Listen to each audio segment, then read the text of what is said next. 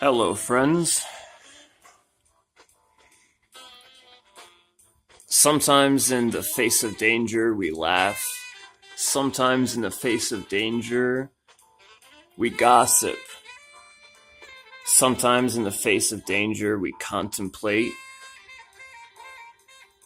And sometimes in the face of danger, we choose sides.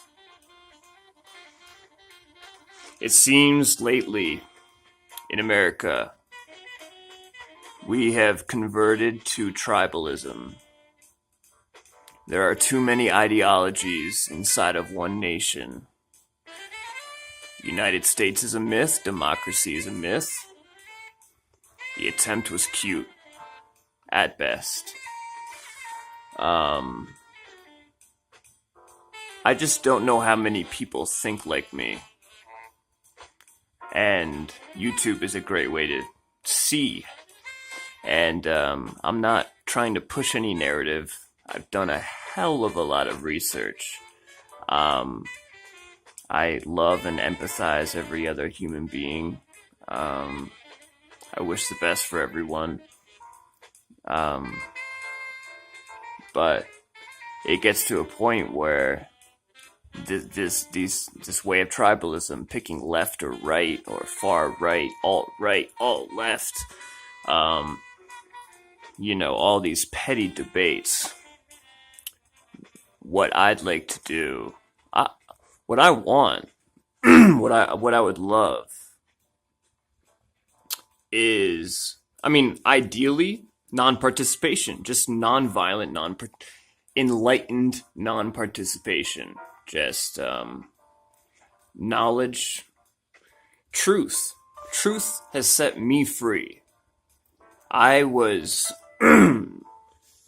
suicidal, in psychosis, on meth and heroin about 2 years ago. That's a lie. About a year and a half ago. In a hospital.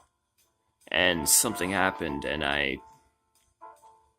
it's not the time or place to go into it now, but I had an awakening kind of vision. You could definitely call it that. Where I was given a warning, a heeding, and it told me in an ethereal kind of way that I need to help slow people down and instill consciousness once again. And it is not my task alone, but I wish to connect with other people. As insane as that sounds, one thing I think people do too much, and I used to do this when I was younger, or when I used to do this, that if I disagreed with one thing somebody said, like, for example, that I had this vision, what I did was, after I was in the hospital and psychosis and everything, I kind of went into a cabin almost in these mountains in Colorado, and in a synchronistic fashion, I started meeting some people, and DMT crossed my path, and that's where I had the vision, and it gave me this warning, and I saw this other side, this mystical side of life, and consciousness is all I can say. Is how we must connect with each other. And we cannot wake everyone up, and we do not need to. Some are just going to get left behind. And I cannot... George Carlin said that. And I try not to sound nihilistic when I say things like that, but I think some are just going to get left behind intellectually and spiritually. People are existentially dying and longing for the truth now more than ever. And I think, it's very, very Orwellian. It's extremely odd for me to be talking.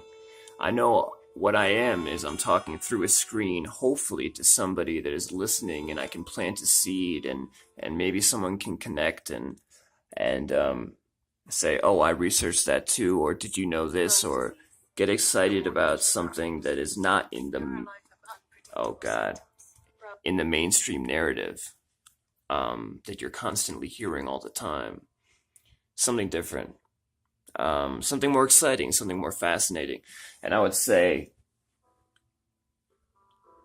um, I'd like to call it a conscious movement, not hashtag conscious movement. Fuck woke. Fuck all these buzzwords. Life is too beautiful to just keep putting labels on it and diminishing the aesthetic value of all of its mystic beauties. See if we can collectivize and come together and unify the best that we can, if we can permeate this in the most loving way. I promise there is a better way. I saw it. I promise you I saw it. I wouldn't be doing this stuff. I wouldn't even still be alive if I didn't see or believe this stuff. Two, I think my biggest point is that